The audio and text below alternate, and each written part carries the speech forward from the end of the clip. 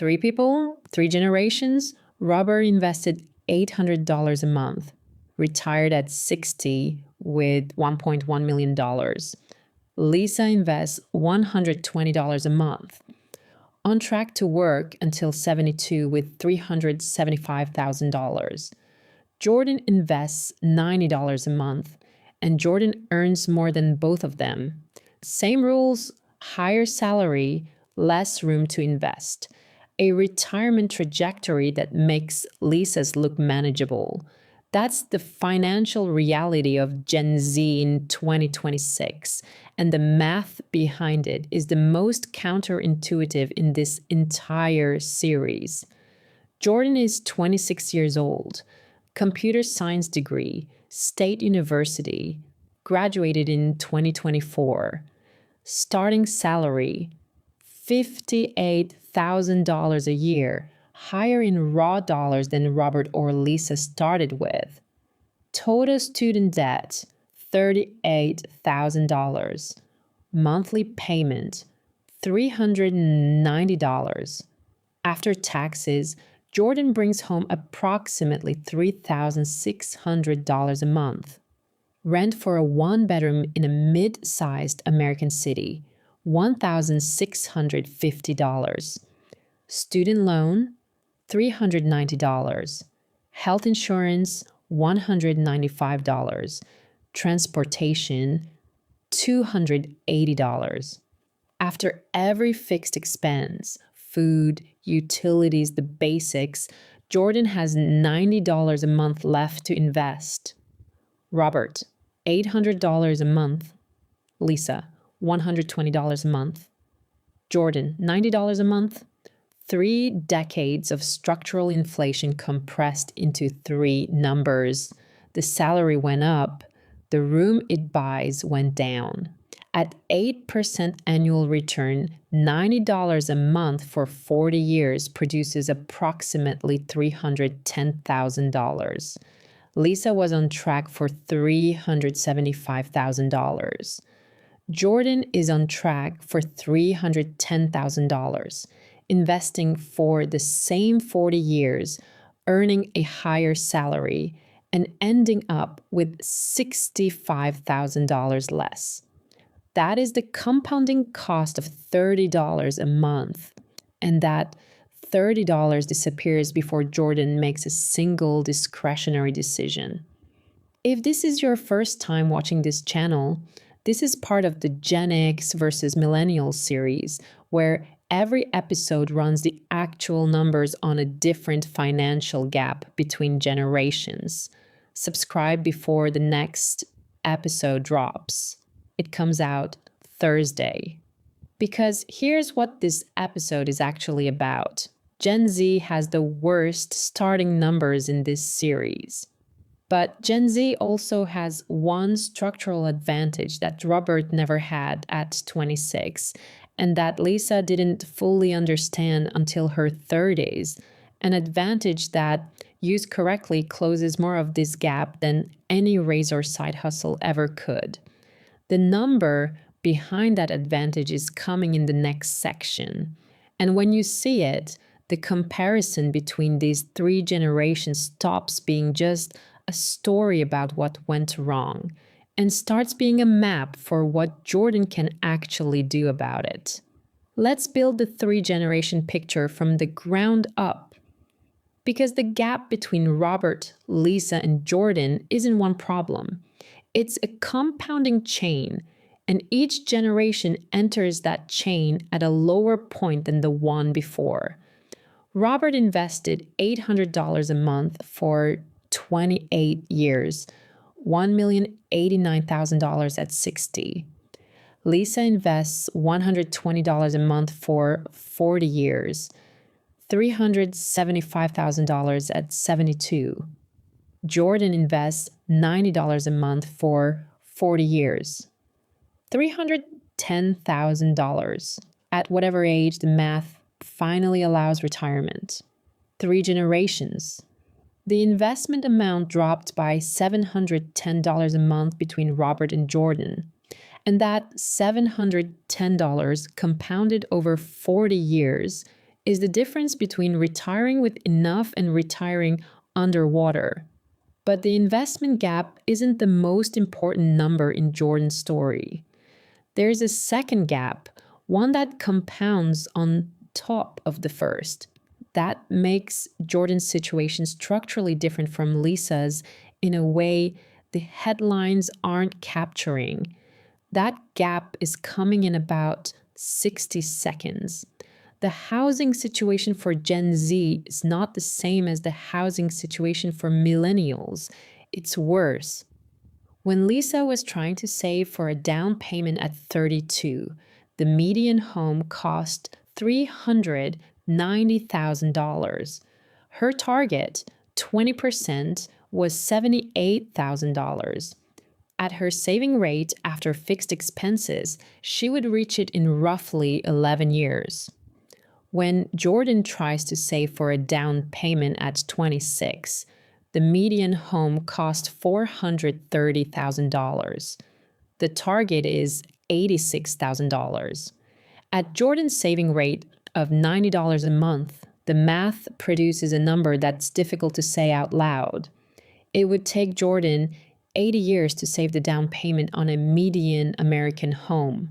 80 years. Jordan would be 106 years old.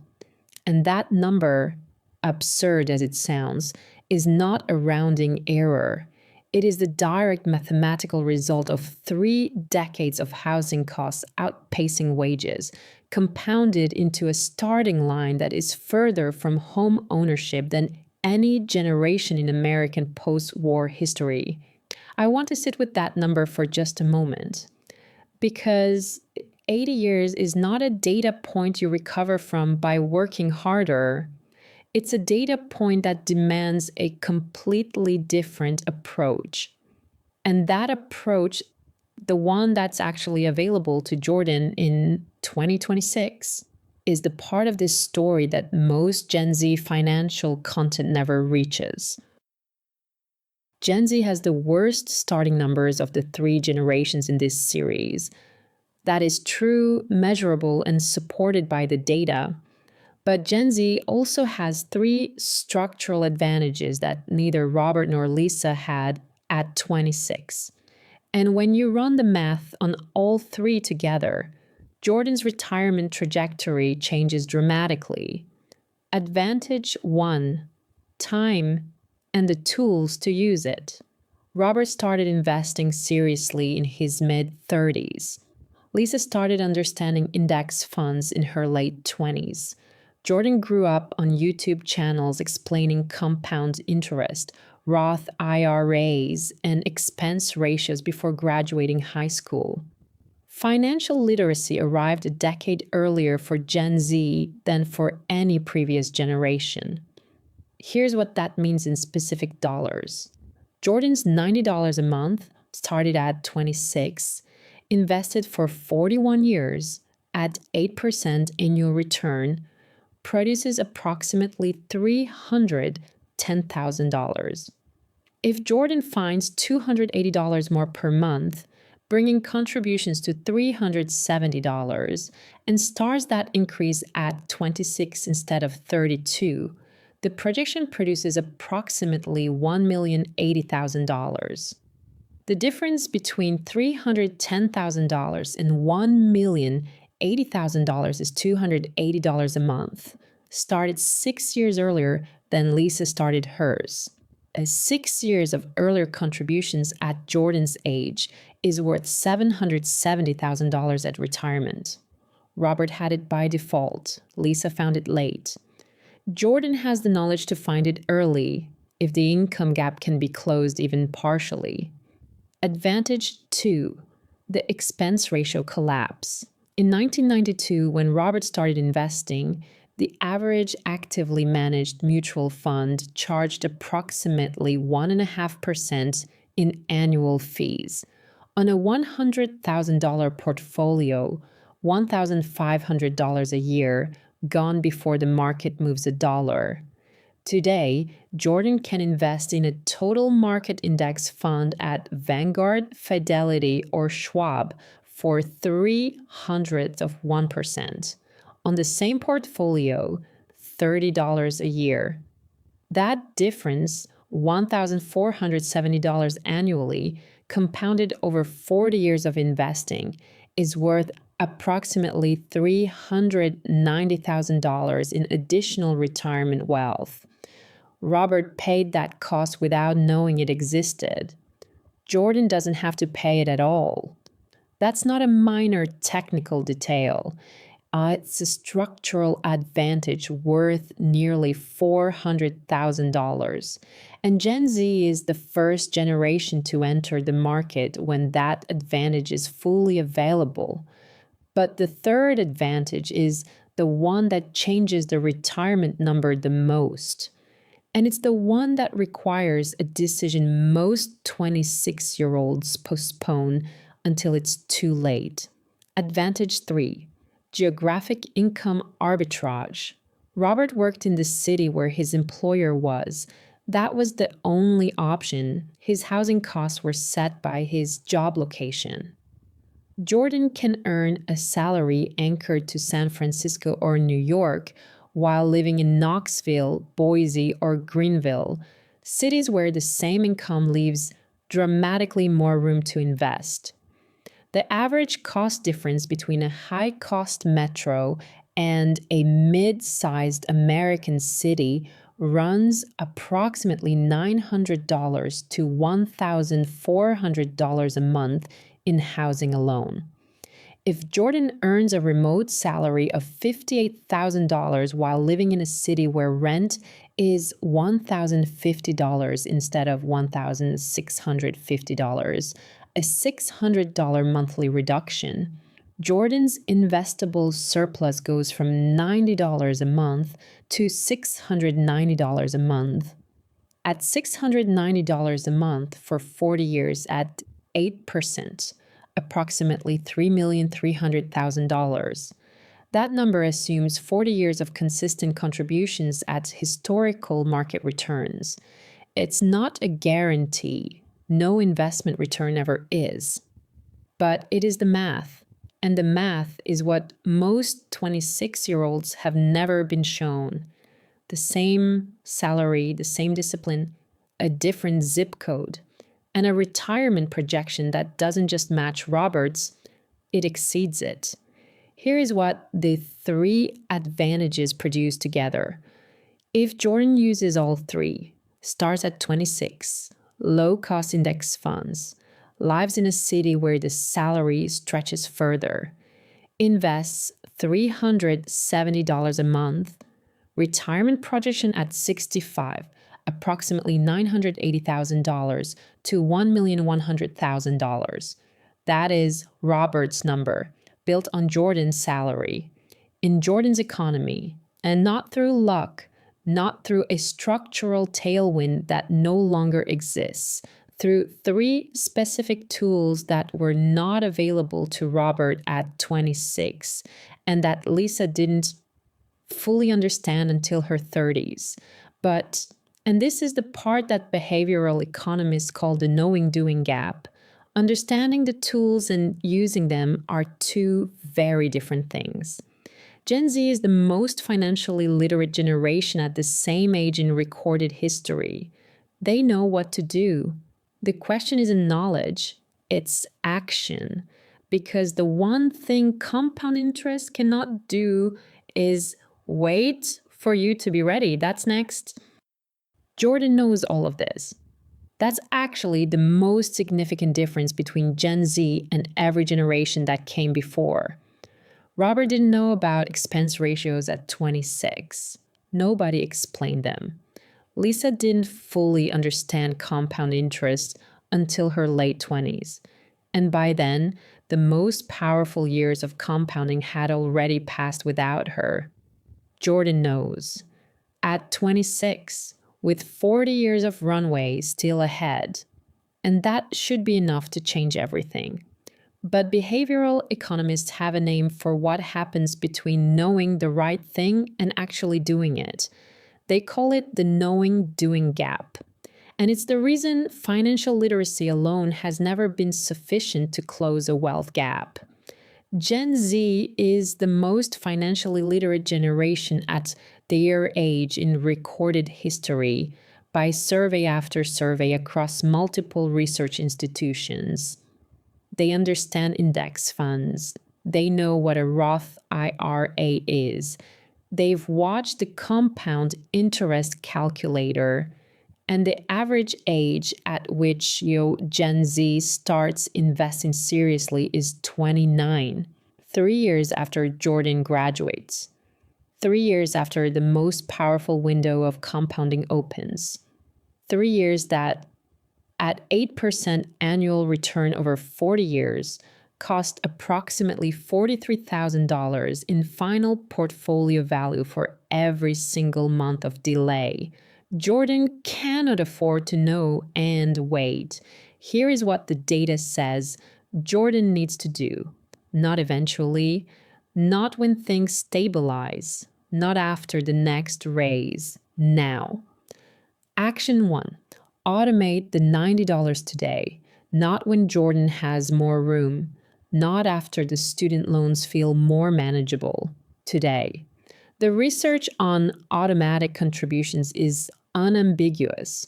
Money that hits an investment account before it enters a checking account is spent at a rate approaching 0%. Money that sits in a checking account waiting to be transferred disappears at a rate approaching 100%. $90 a month, automated starting at 26. That single action taking 4 minutes is worth $310,000 by retirement. Action 2. Research one geographic arbitrage option in the next 30 days. Not commit, not move, research. The difference between Jordan's current rent and the median rent in Knoxville, Greenville, or Spokane is between $500 and $800 a month. Remote work has made those cities accessible to jobs that used to require coastal zip codes. If that $600 monthly difference goes directly into an index fund starting at 26, the retirement projection moves from $310,000 to approximately $760,000. One city, one decision, a $450,000 difference. Action 3. Open an HSA and invest it, not spend it. The triple tax advantage of a health savings account, deductible going in, tax-free growth, tax-free withdrawals for medical expenses is worth approximately $470,000 over 30 years if maximized and invested. Robert didn't have access to this tool in its current form. Lisa underused it in her 30s. Jordan can start at 26 and close the healthcare gap entirely before turning 30. Here is the 3-generation picture when the data is complete. Robert inherited a favorable starting line, navigated it with discipline, and the math produced $1.1 million at 60. He didn't choose his advantages. He used them. Lisa inherited a difficult starting line, navigated it with equal discipline, and the math is producing $375,000 at 72. She didn't choose her obstacles. She's surviving them. Jordan inherits the worst starting line of the 3 and the best tools of the 3. The knowing-doing gap is the only thing standing between Jordan's current trajectory and Robert's outcome. Every generation gets a different hand. Robert's hand had better cards and fewer tools to play them. Lisa's hand had worse cards and better tools that arrived too late. Jordan's hand has the worst cards and the best tools of any generation that has ever sat at this table. The question is no longer what the starting line looks like. The question is what Jordan builds before the window closes.